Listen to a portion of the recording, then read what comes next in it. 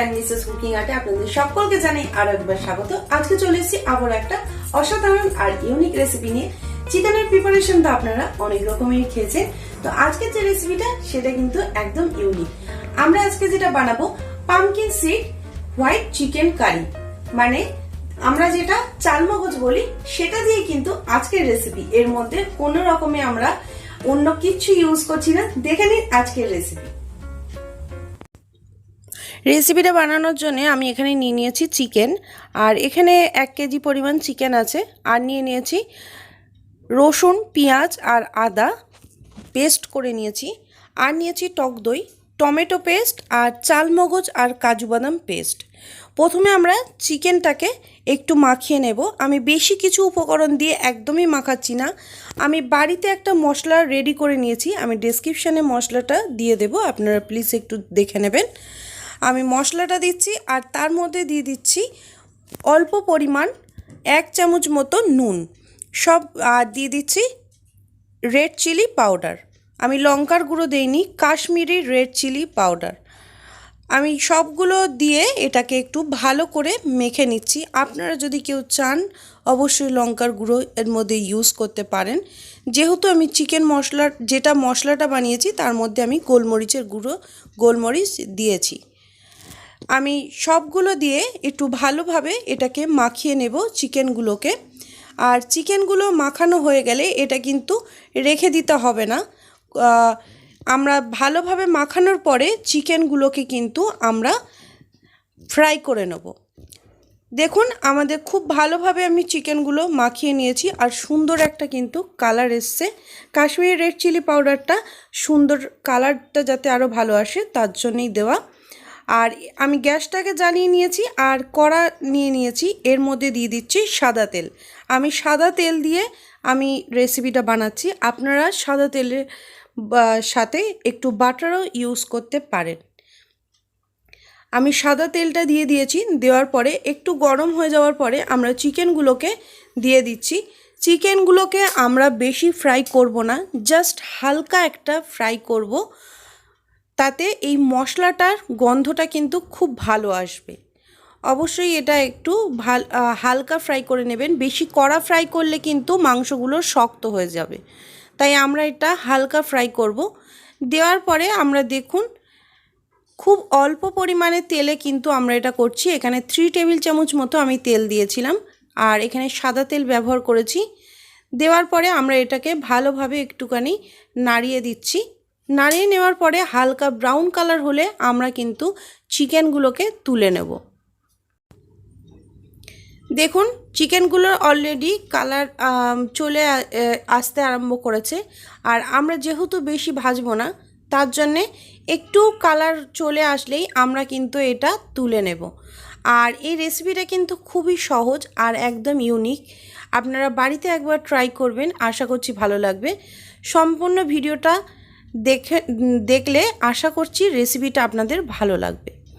দেখুন আমি আবারও চিকেনগুলো দিয়ে দিয়েছি আর দিয়ে এই চিকেনগুলোকেও আমি ভেজে নিচ্ছি। আমি অল্প অল্প পরিমাণে চিকেন দিয়ে ভেজে নিচ্ছি, যেহেতু আমি তেলের পরিমাণটা কম দিয়েছি।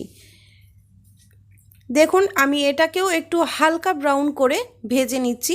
ভেজে নেওয়ার পরে এগুলোকেও আমরা তুলে নেব। আমি চিকেন আর আলুগুলোকে ভেজে তুলে নিয়েছি, আলুটা সম্পূর্ণ অপশনাল। আর এরপরে আমি কড়ার মধ্যে দিয়ে দিচ্ছি গোটা গরম মশলা আর দিয়ে দিচ্ছি শুকনো লঙ্কা আর তেজপাতা। এর থেকে আমি আর বেশি কিছু ফোড়নে ইউজ করছি না। আর এর মধ্যে কিন্তু আমরা দিয়ে দেব পেস্টটা। এখানে আদা, রসুন আর পেঁয়াজ পেস্ট করে নিয়েছি, এছাড়া কিন্তু এর মধ্যে আর কিচ্ছু ব্যবহার করিনি। আমি এর মধ্যে পেঁয়াজ রসুনের পেস্টটাকে দিয়ে দিয়েছি আর দেওয়ার পরে কিন্তু আমি খুব ভালোভাবে এটাকে কষে নেব, যাতে পেঁয়াজ আর রসুনের কাঁচা গন্ধটা না থাকে। অবশ্যই এই মশলাটা ভালোভাবে কষিয়ে নেবেন, কারণ মশলাটা যত ভালোভাবে কিন্তু কষানো হবে রান্নার ফ্লেভারটাও তত ভালো আসবে।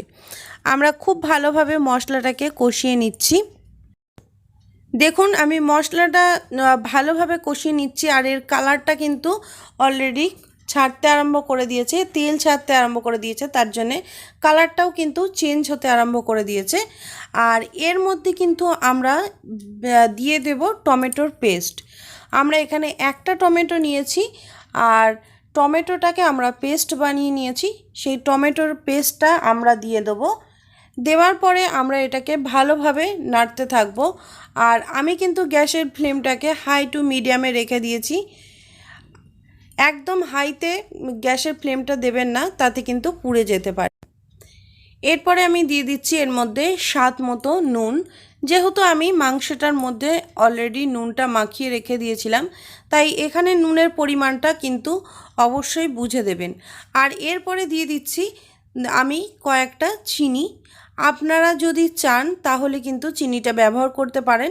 চিনিটা ব্যবহার করলে কিন্তু টেস্টটা একটু ভালো আসবে, অন্যরকম আসবে, আর কালারটাও কিন্তু খুব ভালো আসে। আর তারপরে দিয়ে দিলাম আমি কাশ্মীরি রেড চিলি পাউডার। দেওয়ার পরে আমি এটাকে ভালোভাবে কিন্তু কষে নিচ্ছি।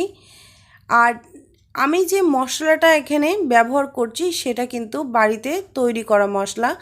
আমি মার্কেট থেকে কোনো চিকেন মশলা কিন্তু আমি ইউজ করিনি। মশলাটা দেখুন খুব ভালোভাবে কিন্তু আমরা এইভাবে কন্টিনিউ নাড়িয়ে এটাকে কষে নিচ্ছি। আর এর মধ্যে আমরা ব্যবহার করব যে মশলাটা আমরা তৈরি করেছিলাম সেই মশলাটা। আর মশলাটা আমি প্রথমে যে মশলাগুলো এর মধ্যে ব্যবহার করেছি সেটা হচ্ছে জিরে গুঁড়ো, ধনে গুঁড়ো, জায়ফল, জয়িত্রী, আর নিয়েছি এর মধ্যে এলাচ, দারচিনি, লবঙ্গ, আর রয়েছে মৌরি, সবগুলোকে, আর নিয়েছি একটা শুকনো লঙ্কা। আমি মশলাগুলোকে কিন্তু খুব ভালোভাবে ভেজে নিয়েছি, আর ভেজে নিয়ে কিন্তু আমি এটাকে গুঁড়ো করে নিয়েছি। আর আমি কিন্তু এর মধ্যে মশলার পরিমাণটা দিয়ে নেব, বলে দেবো ডেসক্রিপশানে, আপনারা কিন্তু এটা দেখে নেবেন। আমি মশলাটাকে দিয়ে আবারও ভালোভাবে কিন্তু কষে নিচ্ছি। আবারও বলছি, মশলাটা ভালোভাবে কষে নিলে কিন্তু এই রান্নাটার ফ্লেভারটা ভালো আসবে।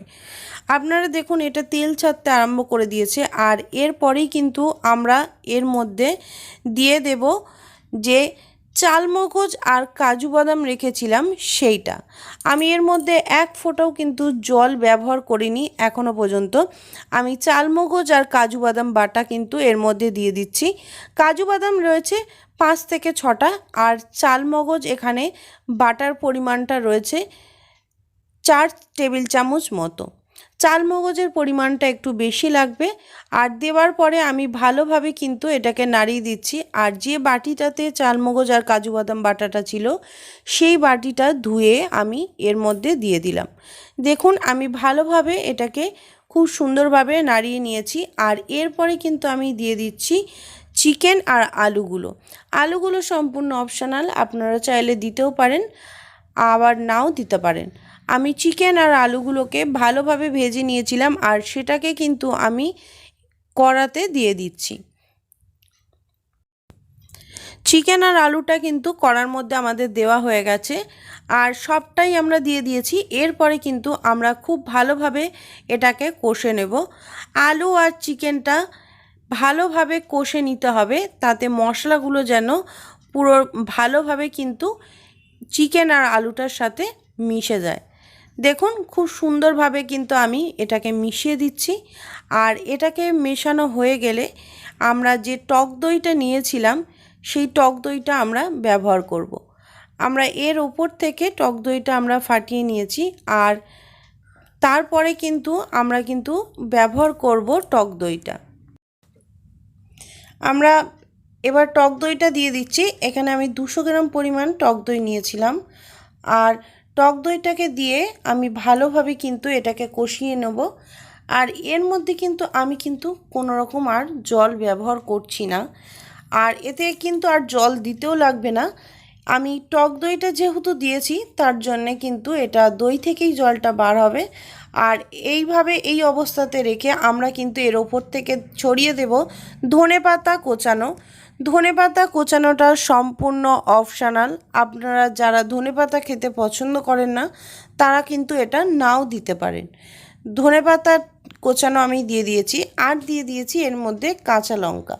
কাঁচা লঙ্কাটা এই এখন দিলে এর ফ্লেভারটা ভালো আসবে।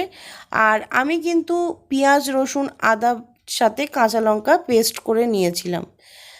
আমি এর মধ্যে দিয়ে দিচ্ছি 4 থেকে 5টা কাঁচা লঙ্কা, আর এটাকে ঢাকা দিয়ে রেখে দিচ্ছি 20 থেকে 30 মিনিটের মতো।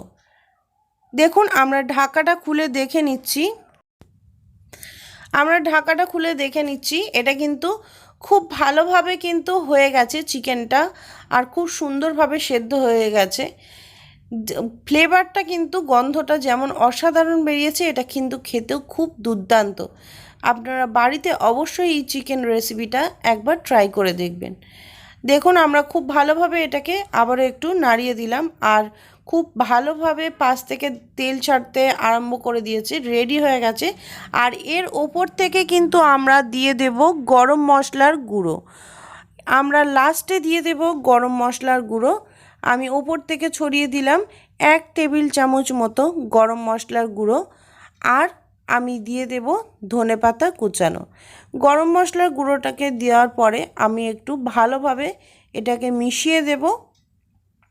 আর মিশিয়ে দেওয়ার পরে আমরা একটা পাত্রের মধ্যে চিকেনটাকে নামিয়ে নিচ্ছি।